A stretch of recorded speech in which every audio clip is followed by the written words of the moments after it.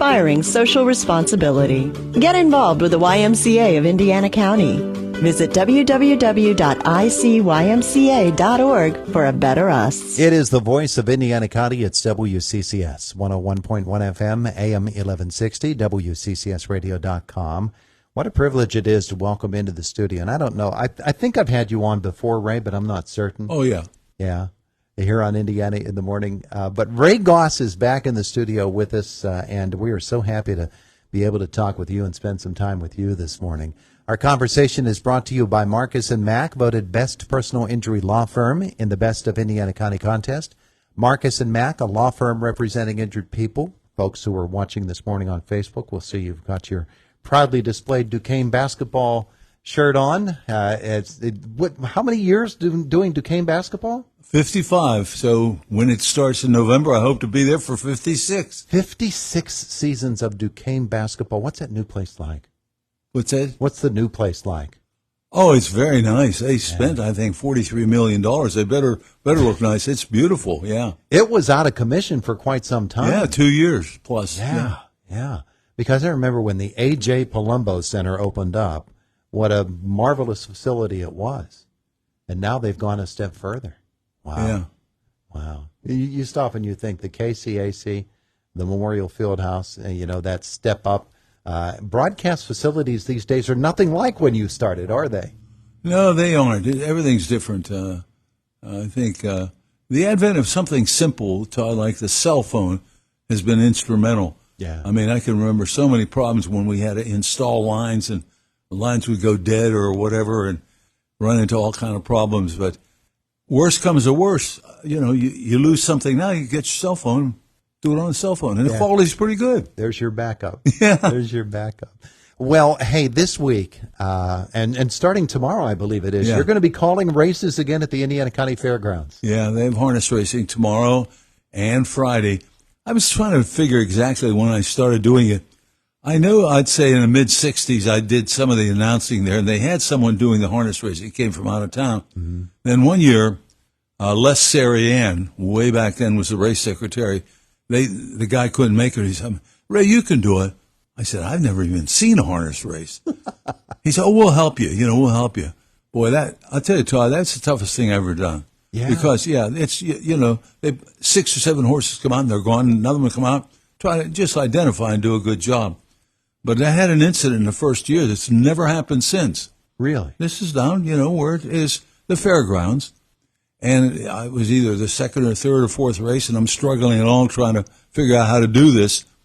And someone left a gate open in the backstretch, and a horse went through it and was racing down Carter Avenue. What do? You just have to say, and a horse they're going down Carter Avenue. Craziest thing ever.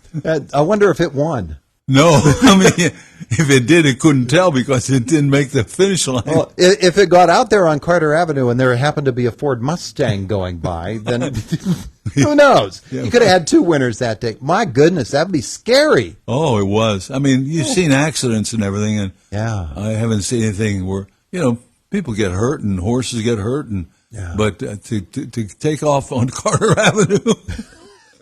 So down through the years, that's right. If people have never been to a harness race, there can be some spills. Those things get tangled up, and it is something else. People think about NASCAR races. Horses are involved. It's even worse. Yeah, it is. And, with the buggies, the interesting thing is it doesn't matter what age you are. If you can qualify as a driver, and we have people. Roger Hammer, he's from Bedford. He's been, ever since I've been doing it, he's been doing it. So he's at least in his 70s, or probably closer to 80. Wow. And he's very, very good here. And also, the Hambletonian is the premier trotting championship of the year held out in Illinois or Indiana. And he won it one year, a couple years ago. Yeah. So he has some good horses. Yeah. Hey, down through the years, of course, you've seen some really good horses. And I don't know that you have this right at the top of your mind, but who have been the maybe not the best horses, but the best trainers and riders and drivers that you've seen? Yeah, Hammer is certainly up there because he just defies age. And when he's in a race, he's going to win or come in second usually. Yeah, he's such a good cattle breed. A lot of people locally, McMullen's out of Armagh, have been associated with Indiana County, fair harness racing, and John McMullen is still involved. He's the one that called me. He said, "Can you do the races?" Yeah, I'm looking forward to it. So, and of course, anytime you go to a race, you see that name Pallone on there, you figure, well, there's a winner. yeah, There's a lot of people that'll bet just based upon that name right there. Right. Yeah, there are some legendary names here in Western PA. So you're racing tomorrow and Thursday. Tomorrow's Thursday. Yeah, Thursday and Friday, 2:00 is post time. What a lot of people don't know, Todd. A lot of these horses race at the Meadows. I mean, you think, well, the Meadows is a major leagues and Indiana is not. We get some good races down there. Yeah. It's a circuit. Yeah. And there's some really, really quality horses and quality races, and you bring it all together. So if you think back to those first years calling races and the Ray Goss who's calling races now, it has to feel a whole lot more comfortable now. Oh, yeah. With anything, it's like anything. I've done basketball forever, and you just get more comfortable with it. Yeah. And the older I get, I think, I don't get uptight about things. If something goes wrong, the mic can. We use portable mics, Mm-hmm. And I used to stand on the stage there and do the harness racing. Now I go actually in the stands to get up a little higher to get a better view, Todd. And sometimes let's say the mic just goes out. What do? You try to get it working or yell to hey, can you have another mic here or something? Yeah. But those happen in broadcasting. No matter if you're doing a high school game, a college game, or whatever it happens to be, you deal with whatever the problem is. Right. I know that you probably had to go and leave the gym and call a game on a phone booth from time to time. Oh yeah. Everybody who's been in this business long enough. Yeah, that's right. Yeah. It's tremendous. We're talking here on WCCS.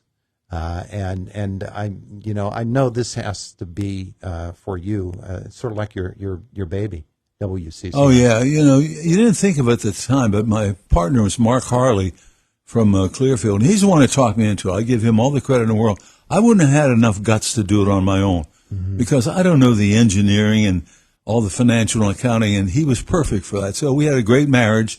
And a great divorce. I sold my half interest several years ago, and we still get together and have lunch and reminisce about the old days. Nice. But we signed on at what was it, 1520 on the dial with 250 watts a day timer. Yeah. Oh my! And you weren't WCCS then? No, WRID. Somehow, can you imagine that? RID. I mean, you fool around with the FCC and you submit. Possible call letters, and somehow we ended up with that. I think they assigned it because there's certain things they don't allow or anything, But eventually we got to CCS, with a lot more power and full time. Yeah. And that made a heck of a difference. Yeah. And I was talking earlier, this is my 40th year in radio. This is the 40th year for this radio station. Yeah, I know. It's amazing. 1983. 83 is right. Wow. Yeah. Wow. And here you are sitting in this studio here. Of course, you were in a whole nother facility back then. Yeah. The equipment has been amazing to me. I couldn't run anything you're doing there, but I used to be the morning man. I got here in November of 58 out of Duquesne University. I majored in radio and TV journalism, and Joe Turman was the manager then. Great guy. We became good friends over the years, and he hired me, and I started on a Monday morning, late in November 58. Get up with Goss. I always liked alliteration. So, well, sure. It's a natural fit. Who was it? Dave Carroll, I think. Blue Moon was my theme. The instrumental was the theme song. Who else had that as a theme song? Blue Moon. Oh, I can't. It's a famous old time radio. Old time radio. Well, yeah.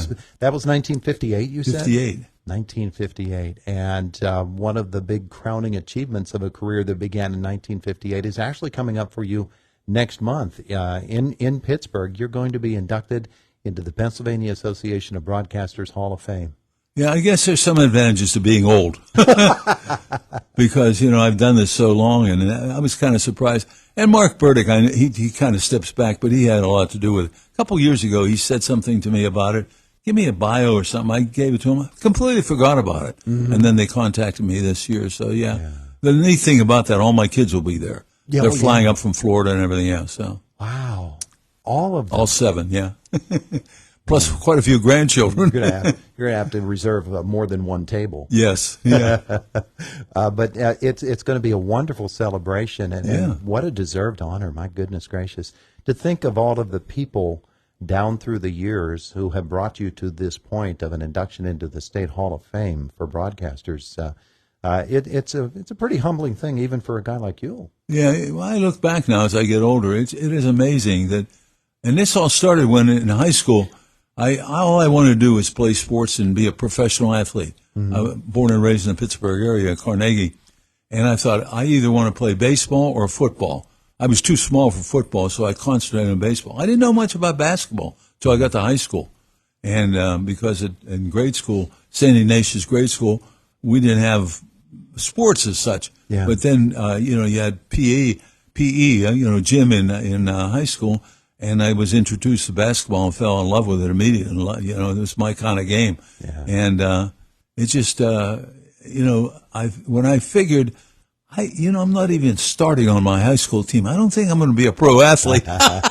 So I thought broadcasting would be pretty good. And that's what my goal was in high school, to be a broadcaster. The thing I always envied about you is the fact that you got to watch Bruce Atkins against Sam Clancy for all those years. Oh, yeah.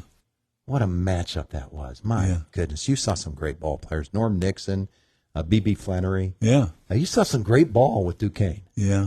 I remember Atkins, we were playing at the Pitt Fieldhouse, the annual game between Pitt and Duquesne, and unfortunately it doesn't happen anymore. No. They haven't played for several years. And just before tip-off, he didn't come on the floor right away. He shaved his head. And back then, no one did that. Yeah. But it was enough of a motivating factor, and Duquesne won the game. I remember that. I remember that well. But, boy, those were two big guys, weren't they? Oh, yeah. It was a war underneath with those two, yeah. Yeah, man. Well, we could keep going with this for hours. I know. And maybe we need to, but we have to get off to the news in just a couple of moments. But I wanted to ask you to come in and visit with us today. Well, I appreciate it. We could talk about racing because we think of so many aspects of your broadcast career, but this is away from broadcasting. This is horse racing, and it's on a PA thing. system, so it's not on the radio. Yeah, exactly. But you're going to be there tomorrow and then again on Friday. 2 o'clock. 2 o'clock. 2 o'clock post time, yeah. At the Indiana County Fairgrounds. Right. Wonderful. Hey, Ray, thanks so much for the visit today. Todd, thanks for having me.